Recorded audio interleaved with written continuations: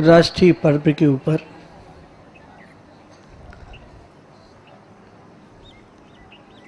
उसके उत्सव में शामिल हुए आपकी आस्था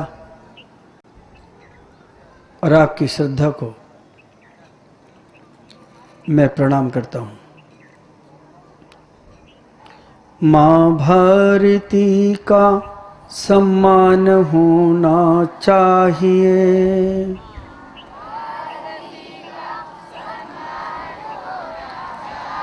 नित्य वंदे मातरम का गान होना चाहिए।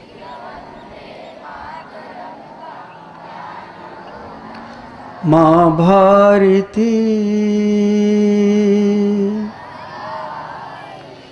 माँ भारती, माँ भारती। जय भारत, जय भारत, जय भारत।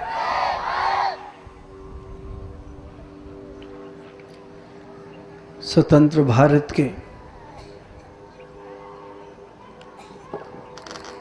नागरिकों, भव्यात्माओं, आज एक प्रश्न के साथ बात प्रारंभ कर रहा हूं।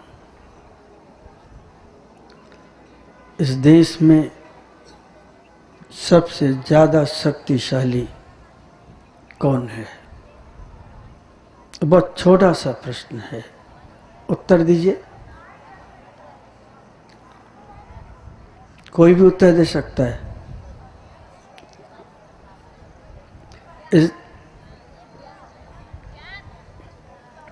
उत्तर नहीं मिल पा रहा है या मिल रहा है तो मेरे पास तक आवाज ठीक से नहीं पहुंच रही है।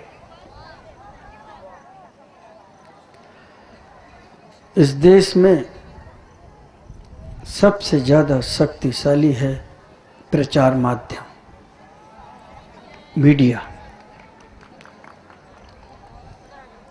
देश के किसी भी कोने में होने वाली घटना को कुछ पलों में, कुछ सेकंडों में फैला देता है, पहुंचा देता है। एक इतनी बड़ी शक्ति इस मीडिया के पास है कि उसे सत्ता भी डरती है, प्रजा भी डरती है। एक वेश्या या 1 लाख वेश्या पूरे विश्व को जितने दिनों में बर्बाद करती हैं, अनैतिक असंयम की ओर ले जाती हैं, मीडिया उससे कई गुना ज्यादा अपना संदेशा देख करके अपना प्रचार कर लेता है और विकृतियों को भी उपस्थित कर देता है।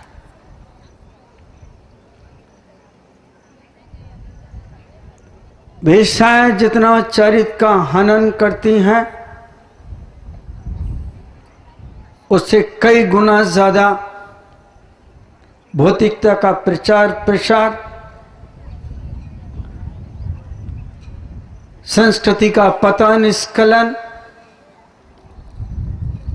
युवकों के अंदर चरित्र का हनन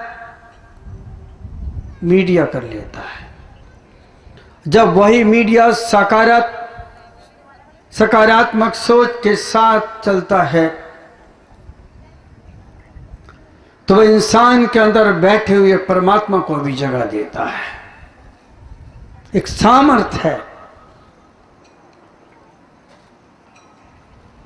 इस मीडिया ने हमें क्या दिया? सत्ता और शासन ने हमें क्या दिया? और इस संस्कृति ने हमें क्या दिया? आपके सामने प्रस्तुत है।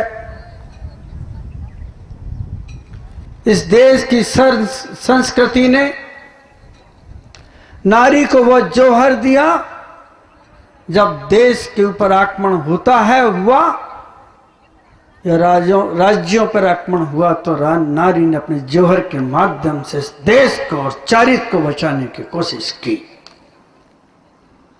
क्या दिया? इस नारी ने इस देश को ऐसा चारित्र, ऐसी महान आत्माएं दी आज जिनका हम गुणगान गा रहे हैं और ये स्वतंत्रता दिवस मना रहे हैं। इस संस्कृति ने इस देश को ऐसे दानी उदार व्यक्ति दिए, जब दुष्काल पड़ा, विपदाएं पड़ी, तो अपने अपने भंडारों के अन्न के द्वार खोल दिए और जनमानस को जीवन का दान दिया और उनकी सुरक्षाएं की। इस संस्कृति ने ऐसे संत दिए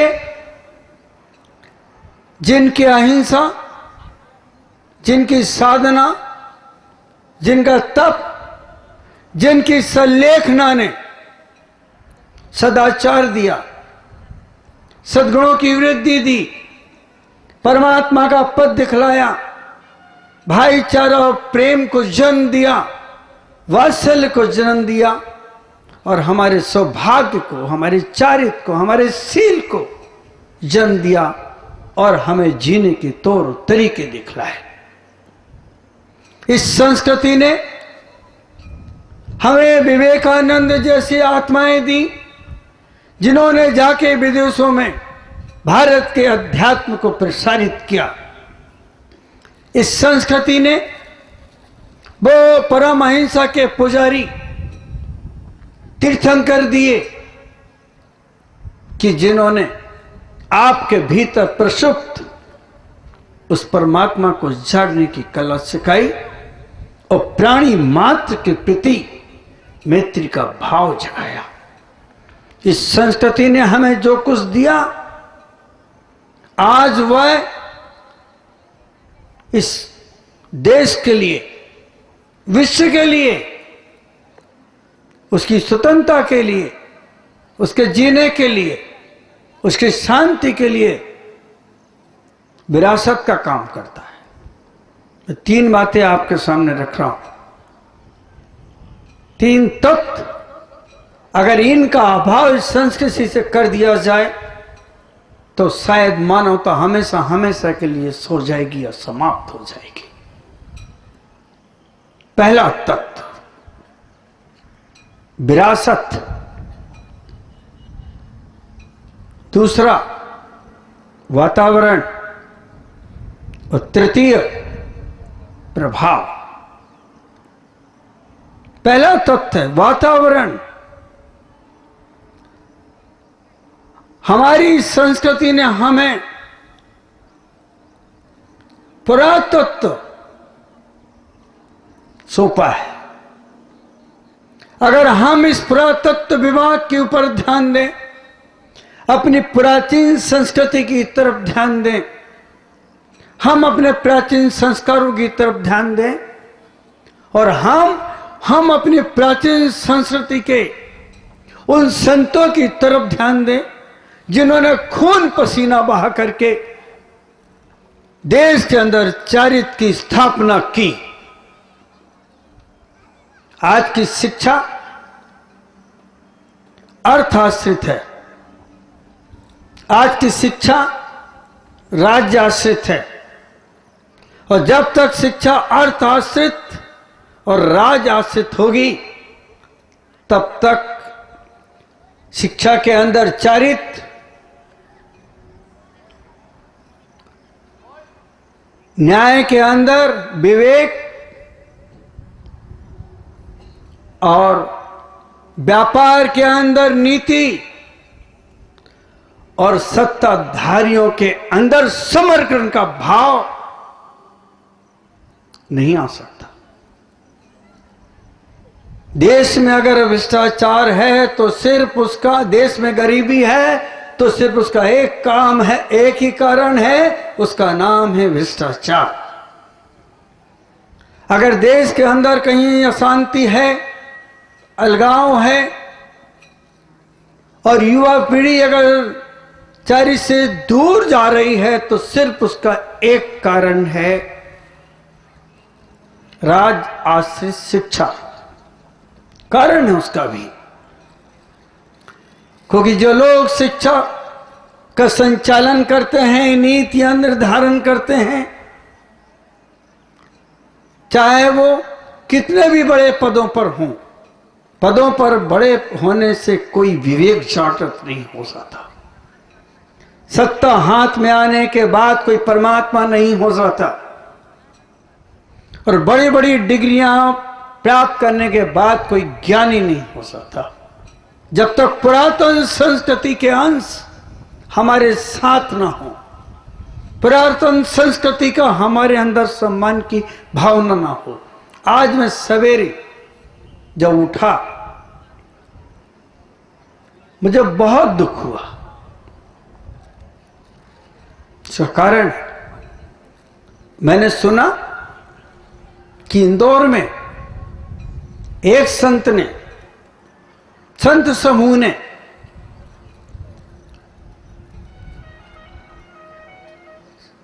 आज्ञा दी, जो ध्वजारोहण का समय है उस क्षण हमारे गुरु की पूजा की जाएगी। ऐसा लगा कि देश का सम्मान संत भी नहीं जानते करना। अरे जिस संस्कृति ने, जिस सनातन परंपरा ने, जिन ऋषियों ने, जिन माताओं बहनों ने क्या दिया हमें।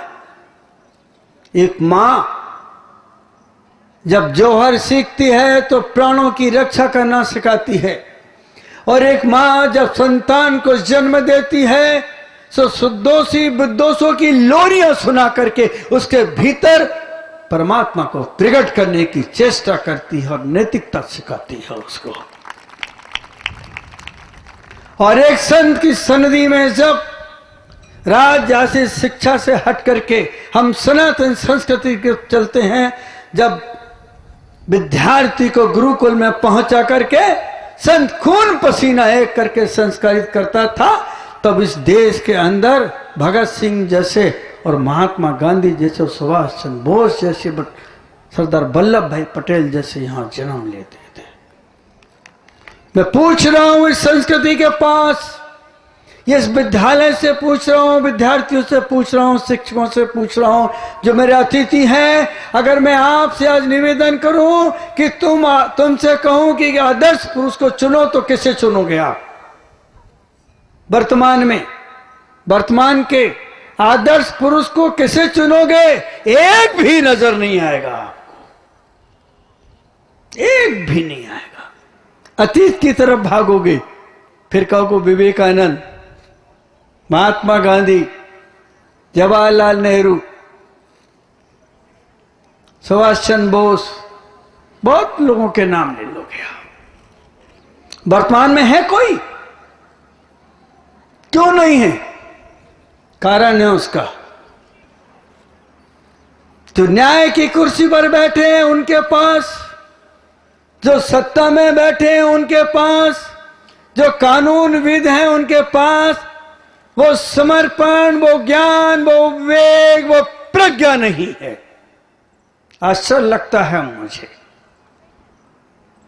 कि जिन संतों के माध्यम से हमारी संस्कृति पूजी जाती है, जिन संतों के माध्यम से विदेश से आने वाले यहां संस्कार लेने के लिए और देखने के लिए आते हैं, आज वही सनातन संस्कृति के पुरातत्व विभाग की पुरानी वस्तुएं हम अर्थ लोलोपी होकर के उन्हें बेच रहे हैं और हमारी सनातन संस्कृति बेची जा रही है। विदेश से आने वाले लोग भारत की संस्कृति को देखने के लिए आते हैं, और भारत से विदेश जाने वाले लोग अर्थ कमाने के लिए जाते हैं और विश्व सुंदरी की तलाश में जाते हैं कि अच्छी सी कोई मिल जाए तो पार्टनर बना के ले आए। यह स्थिति है। भारतीय संस्कृति, पुरातन संस्कृति, तक्षशिला जैसे पढ़ाई के स्थान कहां धूमिल हो गए आज। क्या हुआ इस संस्कृति को? एक जीता जागता उदाहरण है। अभी हाई कोर्ट ने एक जूनियर कोर्ट की निर्णय को नकार दिया, निर्णय दिया है। किसके खिलाफ? सोचना, चारित्र के खिलाफ। राधे मां के लिए गिरफ्तारी का वारंट निकला। देखो, हो गई ना गुसर फुसर। गिरफ्तारी का वारंट निकला तो हाई कोर्ट के जज ने कह दिया कि उसे गिरफ्तार न किया जाए। वाह वाह हाई कोर्ट, वाह। अभी एक साधारण से व्यक्ति ने एप्लीकेशन लगाई कि समाधि लेना, संथारा करना, सल्लेख न लेना अनुचित है। तो हाई कोर्ट ने अपना डिसीजन दिया कि आत्महत्या है। जहां ऐसे लोग न तत्व को समझते हैं, न अध्यात्म को समझते हैं, न चारित्र को समझते हैं, न तप और साधना को समझते हैं। जिस संलेखना के माध्यम से संयम भी आता है, त्याग भी आता है, चारित्र भी आता है, अहिंसा भी आता है और विश्व मैत्री की भावना पैदा होती है और परमात्मा प्रकट होता है। उसे अगर हाई कोर्ट आत्महत्या की संज्ञा देगा तो इस देश को और बदतर दिन देखने के मौके आएंगे और फिर हम कैसी शरण में जाएंगे, ये एक विषय सोचने का विषय है। आज न्याय की कुर्सी पर बैठ करके इतना भी विवेक नहीं। एक साधारण से व्यक्ति के लिए इतना बड़ा निर्णय, एक संप्रदाय का, उस संप्रदाय का जहां आदि नाश से अहिंसा प्रारंभ होती है और महावीर के गोदी में जाकर के खेलती है और जहां हर इंसान अहिंसा का प्रेमी है। हर देश, हर व्यक्ति, हर समाज, हर धर्म चाहता कि मेरी संस्कृति का व्यक्ति आदर्श पुरुष बने, ईमानदार बने, अहिंसक बने। और आज उसी अहिंसा के ऊपर उंगली उठाई, दोषारोपण, कलंकित कर दिया इस संलेखना को, इस अहिंसा धर्म को। कहां है विवेक? मुझे ऐसा लगता है कि अगर शिक्षा कैरेक्टर से रहित है, अगर अर्थार्जन नीति से रहित है और न्याय यदि विवेक से रहित है तो ये देश गुलामी से भी ज्यादा बदतर अवस्था में गुजर रहा है। क्या था ये देश? धन का अर्जन होता था नीति के द्वारा। जब पहले कोई नीतियां बनाई जाती थी, कोई विरोध में खड़ा नहीं होता। और आप जानते हैं कि कोई नीति बनती है तो पार्लियामेंट में, विधानसभा में क्या तांडव नृत्य होता है और सब विधानसभा और पार्लियामेंट को भी रुकना पड़ता, स्थायी बंद करना पड़ता है। क्यों? क्योंकि हमारे अंदर वो तत्व नहीं है, वो समर्पण नहीं है, समझाने वाले वो नहीं है। शिक्षाविद कैसे कोर्स निकालते हैं, कैसे सब्जेक्ट निकालते हैं? यौन शिक्षा, ये शिक्षा देने का विषय। सोचिए ना, अनैतिक। फिर चारित्र की उपमा किससे दोगे आप? कैसे शिक्षाविद है ये? क्या हो रहा है इस देश में? सोचिए आप। आज हम 15 अगस्त फ्रीडम फाइटर डे के दिन खड़े, अभी हम बैठे थे तो गीत चल रहा था और एक नारा भी, इंकलाब जिंदाबाद। इसका अर्थ जानते हैं आप क्या है? बोलते सब हैं इनकिलाब, इनके खिलाफ। किसके? अंग्रेजों के। इनके खिलाफ जिंदाबाद, इसलिए कि बेटा जिंदा रहोगे तो इनके खिलाफ जीना, असंयम के खिलाफ जीना, अनैतिकता के खिलाफ जीना, जो हमें गुलाम बनाए उनके खिलाफ जीना, जो देश की अस्मिता के ऊपर आंख उठाए उनके खिलाफ जीना। इनकिलाब, इनके खिलाफ, इतना प्यारा शब्द है। तो आज हम विरासत में मिली उस सनातन संस्कृति के प्रति भी कृतज्ञ नहीं हैं, जिसकी बदौलत आज हमारे चेहरे पे चमक है। हमारी मां, हमारे पिता, हमारे संत, हमारे शासकों ने हमें चारित्र के साथ सब कुछ दिया, और आज इस विज्ञान ने, इस मीडिया ने हमें क्या दिया? आप सोचिएगा एक बार, आज युवा वर्ग को वही पिक्चरें सबसे ज्यादा अच्छी लगती हैं जिसके अंदर सबसे ज्यादा बलात्कार की घटनाएं दिखाई जाती हैं। कहां है सरकार? सेंसर बोर्ड अंगूठा छाप हो गया, सरकार सो गई। करेक्टर क्या है, किस चिड़िया का नाम नहीं मालूम। फ्रीडम फाइटर डे, स्वतंत्रता के नाम पे हम स्वच्छंद हुए हैं, और सदाचार के नाम पर हम चारित्हीन हो गए, और नीति के नाम पर हम अनैतिक हो गए, और विश्वास के नाम पे हम धोखेबाज हो गए।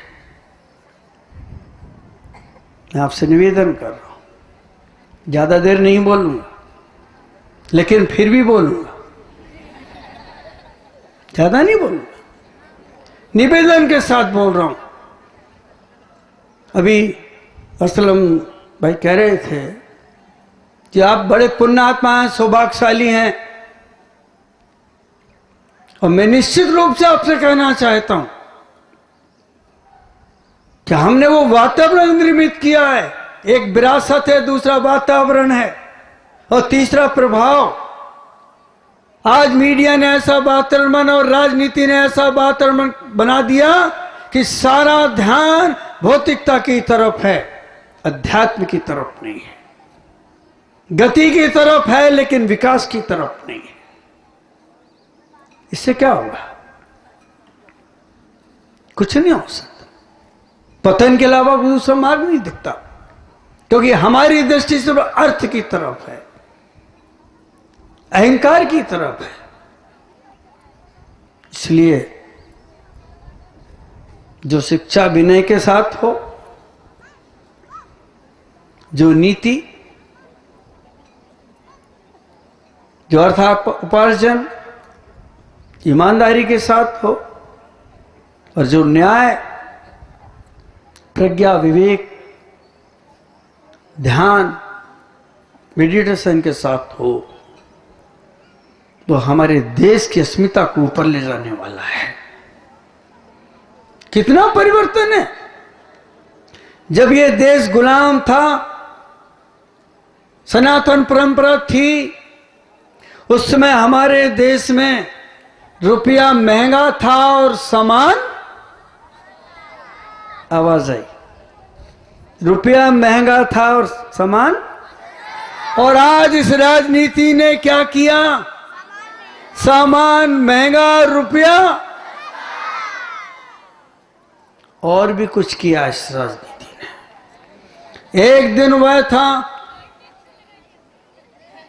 कि हम दुकान पर जाकर के दुकानदार से सामान खरीद करके लाते थे, और आज वो दिन है कि दुकानदार हमारे घर पे सामान लेकर के आता है। वाह विज्ञान! बहुत उपलब्धि है भारत की है। पहले हम दुकानदार को पैसा देने जाते थे, और आज दुकानदार पैसा मांगने घर पे आता है। भाई साहब, जरूरत है, परिवर्तन है देश का, विज्ञान की होड़ में शामिल है। हम विचार करें ना इन चीजों के ऊपर। पहले हमारे यहाँ माताएं बहनें घर में अपने हाथ से हर चीज, दाल चावल वगैरह अन्न वगैरह साफ करती थी, खुश होती थी, भेद विज्ञान भी होता था। और आज तो पैकेट का आता है, धोने की भी जरूरत नहीं, साफ करने की भी। उनका दिल ही साफ नहीं तो मैं क्या साफ करेंगे वो। प्रसाद भी चला गया, श्रम भी चला गया, इज्जत गई तो गई। क्या हो रहा है? बच्चों की आवाज आ रही है।